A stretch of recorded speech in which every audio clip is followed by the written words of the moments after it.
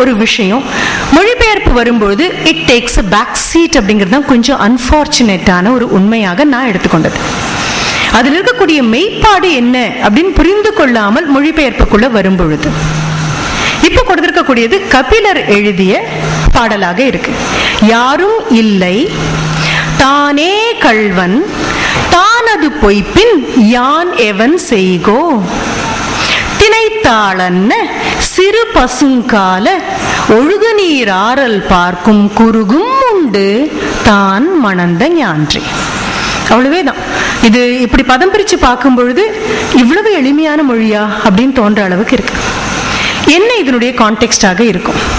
If you go for what exactly is a scenario, because I have taken Takanobu Takahashi's work into consideration. DEDR latest editionல இருந்து பார்த்தோம் அப்படின்னா எத்தனை வார்த்தைகள் மாறாம வந்திருக்கு அப்படின்னு. What is the context? The speaker happens to be a she. A she. You know what she said, what he said.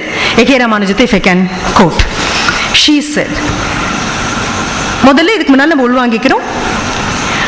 Context தலைவி கூறியது.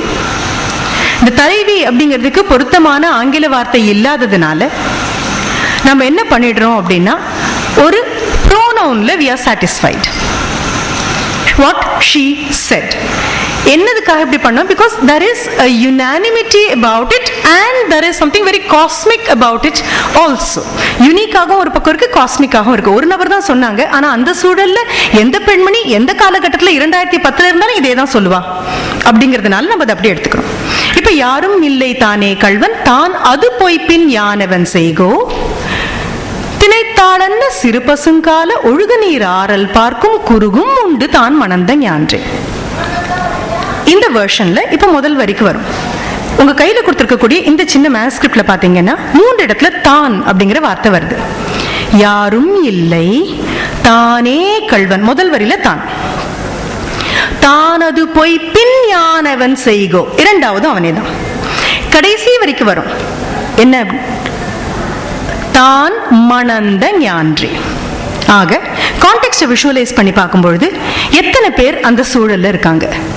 சொல்ற நபர் should be they, the participant and the narrator, the person who talks, and she was also a participant in the action. So முதல்ல அந்த பெண் இருக்கா. இரண்டாவதாக இருக்கக்கூடிய நபர் யாரு அப்படின்னா இந்த சொல்லக்கூடிய இந்த தான். மூன்றாவதாக ஒரு நபர் a participating witness but who has to stay mute, unfortunately குறுகு. திணைத்தாளன் சிறு பசுங்கால ஒரு ஒழுகு நீர் ஆறல் பார்க்கும் குறுகு. சரி, மணத்தல் அப்படின்னு கடைசியில் ஒரு வார்த்தை வந்திருக்கு. இந்த மணத்தல் அப்படிங்கிற வார்த்தையை போய் நம்ம மறுபடியும் டிராவிடியன் எட்டிமாலஜிக்கல் டிக்ஷனரி எடுத்து பார்த்தோம் அப்படின்னு சொன்னா அது சொல்லக்கூடிய ஒரே வெட்டிங், வெட்லாக் அப்படின்னு சொல்லக்கூடியது பிசிக்கல் யூனியன் மட்டும்தான். இதை நாம உள்ள புணர்ச்சி அப்படின்னோ தெய்வ புணர்ச்சி அப்படின்னோ ஆந்த்ரோபாலஜிக்கலி இருக்கக்கூடிய உண்மைகளை நகர்த்திட்டு இப்ப இருக்கக்கூடிய தேவைகளை திணிச்சோன்னா வேணா பார்க்கலாமே தவிர மெய்யுறு புணர்ச்சி அல்லாமல் மணத்தல் அப்படிங்கிற வார்த்தைக்கு எங்கேயும் இல்லை, அர்த்தம் இல்லை. தான் மணந்த ஞான்றே அப்படின்னா என்ன பொருளா இருக்கும்? when he took me. ரொம்ப சிம்பிளான ஆங்கிலத்துக்கு கொண்டு வந்தோம் அப்படின்னா மறுபடியும் முதல் வரிக்கு போலாம். தோழிக்கிட்ட சொல்றா, அங்கே யாருமே இல்லை, யாரும் இல்லை தானே கள்வன் தான் அது பொய்ப்பின். எது பொய்ப்பின்? கடைசி வரி. தான் மணந்தத பொய்த்தான். நான் என்ன பண்ணுவேன்? when he took me, if he happens to resort to falsehood, நான் என்ன பண்ணுவேன்? சரி, இப்ப இந்த உரைகளை எடுத்து பார்க்கும் பொழுது ஊவேசா உரையாகட்டும், சௌரி பெருமாள் அரங்கன் மெய்ப்பாடு இல்லாம எழுதுறதே கிடையாது. ஒரு மெய்ப்பாடு அப்படிங்கிறது முதல்ல ஸ்டேட் பண்ணிடுறாரு அவருடைய. அந்த உரை எங்கேயாவது கிடைச்சதுன்னா போட்டோ காப்பி கிடைச்சா கூட please you have to have it because it's such a wonderful possession. அடுத்தது பார்த்தோம் அப்படின்னா Somasundaranar Ra Raghava Iyengar. Ra Raghava Iyengar is known for divergent thinking. அவர் என்ன பண்றார்? பாடபேதம்னே சாதிக்கிறார். கள்வன் அல்ல களவன். அவருடைய உரை எடுத்து பார்த்தீங்கன்னா தெரியும். களவன், களவன் என்பது களத்தின் கண்ணே உரைபவன். யாரும் இல்லை அவனோ அந்த களத்தின் கண்ணே உரைபவன் தானது பொய்ப்பின். ஊவேசா உரைக்கு வந்தோம் அப்படி. ஆனா எல்லாருமே இன்னொன்னு சொல்றாங்க, கள்வன் அப்படின்னு எடுத்துக்கொண்டால் திருடன் அப்படிங்கிற ஒரு அர்த்தம் வந்தாலும் கூட இன்னொரு பொருளும் இருக்கிறது அப்படின்னு சொல்லிட்டு நடுச்சொல்வோன் அப்படின்னு சொல்லிட்டு போயிடுறாங்க.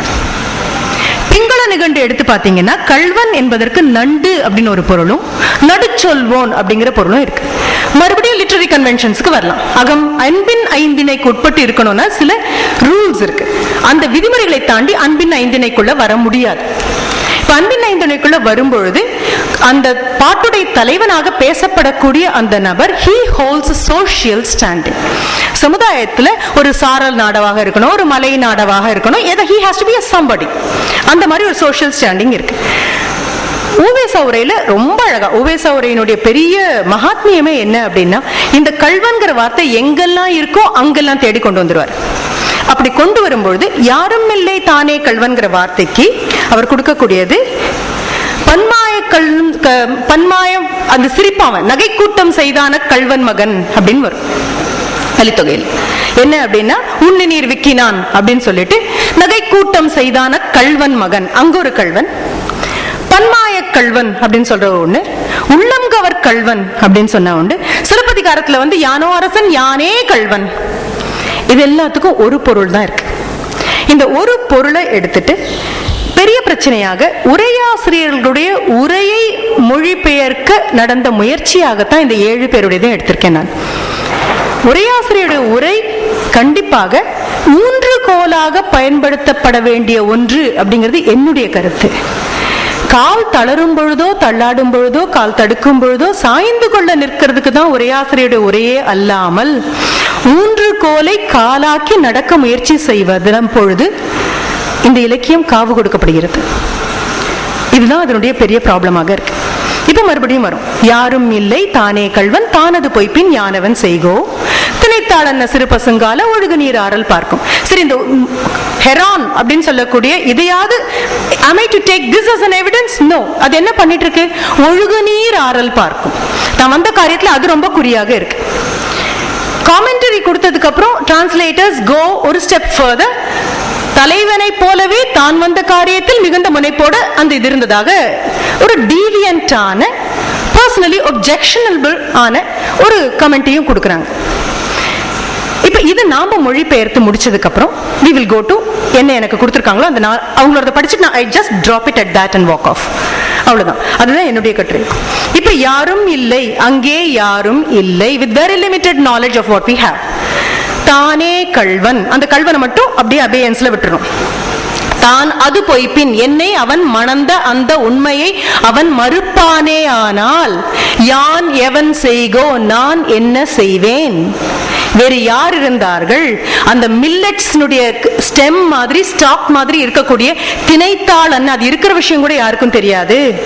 திணைத்தாளன் சிறு பசுங்கால ஒரு குறுகு இருந்தது, அந்த குறுகு திரும்பி எங்களை பார்த்ததா இல்ல, ஒழுகு நீர் ஆறல் பார்த்தது அப்படின்னா அந்த குறுகும் உண்டு. அந்த உண்மை மறுபடியும் வருது, தானே கள்வன் குறுகும் உண்டு அப்படின்னா மொத்தம் 3 பேர் தான் இந்த சீன்ல இருக்காங்க. அந்த 3 பேர்ல ஒருத்தர் 2 பேர் இப்ப கிடையாது, ஒரு பெண் அதை பத்தி சொல்லிட்டு இருக்க. இப்ப நான் எடுத்துக்கிற ஸ்டாண்ட், இது வரைக்கும் கையில கிடைச்சிருக்கக்கூடிய மொழிபெயர்ப்புகளை ஒவ்வொன்னா பாக்குறதுக்கு முன்னால, தானே கள்வன் அன்பின் ஐந்தினைக்குள் வரக்கூடிய தலைமகன், அது ஒரு சமுதாயத்துல அவன் இருக்கக்கூடிய இடம் அப்படின்னு பார்த்தா இந்த சூழ்நிலையில என்ன நான் நிறுத்தி பார்ப்பேன்?